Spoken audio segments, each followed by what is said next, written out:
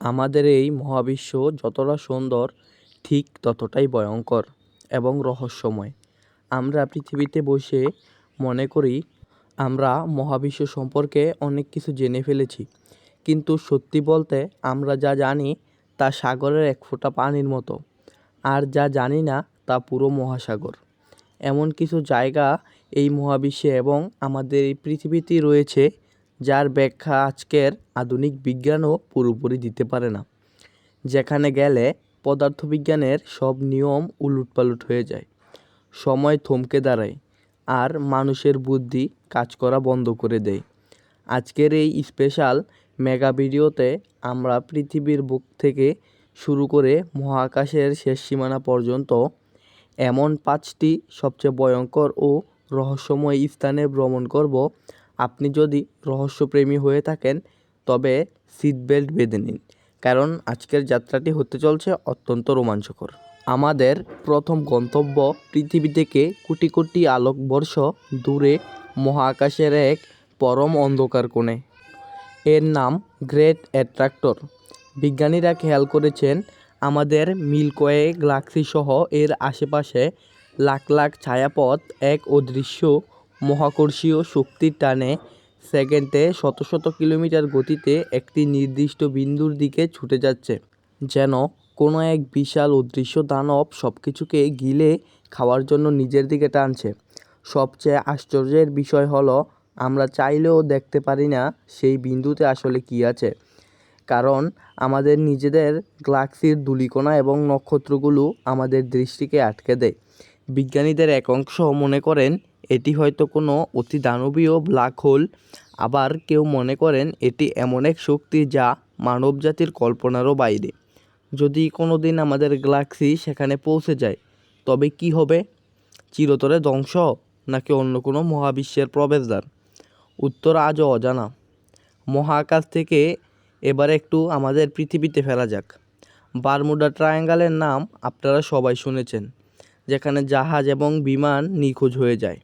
কিন্তু আপনি কি জানেন ঠিক এর উল্টো পিঠে প্রশান্ত মহাসাগরে জাপানের উপকূলে রয়েছে আরও একটি ভয়ঙ্কর জায়গা। একে বলা হয় ডেভিলস সি বা শয়তানের সাগর। 1950-এর দশকে এই এলাকায় জাপানের বেশ কয়েকটি সামরিক এবং বাণিজ্যিক জাহাজ রহস্যজনকভাবে নিখোঁজ হয়ে যায়। এরপর জাপান সরকার শত বৈজ্ঞানিক যন্ত্রপাতি দিয়ে একটি বিশাল গবেষণা জাহাজ পাঠায় এই অঞ্চলের রহস্য উদ্ঘাটন করতে। কিন্তু ভয়ঙ্কর ব্যাপার হলো সেই গবেষণার জাহাজটিও আর কখনো ফিরে আসেনি। বিজ্ঞানীরা মনে করেন এই দুই অঞ্চলের সমুদ্রের নিচে তীব্র ভূচৌম্বক অস্বাভাবিকতা রয়েছে, যা কম্পাস এবং রাডার বিকল করে দেয়। তবে লোকগাথা বলে এগুলো অন্য ডাইমেনশন বা মাত্রার প্রবেশপত্র। এবার আমরা যাব মহাবিশ্বের সবচেয়ে গা ছমছমে এবং নিঃসঙ্গ জায়গায়, যার নাম বোটস ভয়েড বা দ্য গ্রেট নাথিং। সাধারণ মহাকাশে প্রতি কয়েক আলোকবর্ষ পরপরই কোনো না কোনো গ্যালাক্সি বা নক্ষত্র দেখা যায়, কিন্তু বোটস ভয়েড হলো প্রায় 33 কোটি আলোকবর্ষ বিস্তৃত এক বিশাল এলাকা, যা সম্পূর্ণ ফাঁকা, যেখানে কোনো আলো নেই, কোনো তারা নেই, কোনো গ্রহ নেই, শুধু আদিম অন্ধকার। হিসাব অনুযায়ী এই বিশাল এলাকায় অন্তত 10,000 গ্যালাক্সি থাকার কথা ছিল, কিন্তু আছে মাত্র গুটি কয়েক। বিজ্ঞানীরা আজ পর্যন্ত বুঝতে পারেননি কেন মহাবিশ্বের এই অংশটি এত শূন্য। বিজ্ঞানীদের একটি অদ্ভুত থিওরি হলো হয়তো সেখানে কোনো অতি উন্নত এলিয়েন সভ্যতা বাস করে, যারা শক্তির প্রয়োজনে তাদের আশেপাশের সব গ্যালাক্সিকে বিশেষ এক প্রযুক্তির মাধ্যমে ডেকে ফেলছে।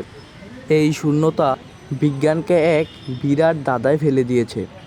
আমাদের তালিকায় 4র্থ স্থানে রয়েছে এমন একটি গ্রহ যার নরকের চেয়ে কম কিছু নয়। পৃথিবী থেকে প্রায় 750 আলোকবর্ষ দূরে অবস্থিত এই গ্রহটির নাম ট্রেস 2b বা কেপলার 1b। এটি মহাবিশ্বের আবিষ্কৃত সবচেয়ে অন্ধকার গ্রহ। এটি তার উপর পড়া আলোর 99%-এরও বেশি শুষে নেয়, অর্থাৎ এটি কয়লা বা কালো রঙের চেয়েও বেশি অন্ধকার। তবে গ্রহটি সম্পূর্ণ ঠান্ডা নয়। এর তাপমাত্রা প্রায় 1000 ডিগ্রি সেলসিয়াস। তীব্র গরমের কারণে এর বাতাস থেকে হালকা লালচে রঙের আলো নির্গত হয়, যা দেখতে ঠিক জ্বলন্ত কয়লার মতো লাগে। মহাকাশের তীব্র অন্ধকারে ভাসমান এই জ্বলন্ত কালো গ্রহটি মহাবিশ্বের অন্যতম এক ভয়ঙ্কর সৃষ্টি। আমাদের তালিকায় শেষ রহস্যটি লুকিয়ে আছে সাহারা মরুভূমির ঠিক মাঝখানে।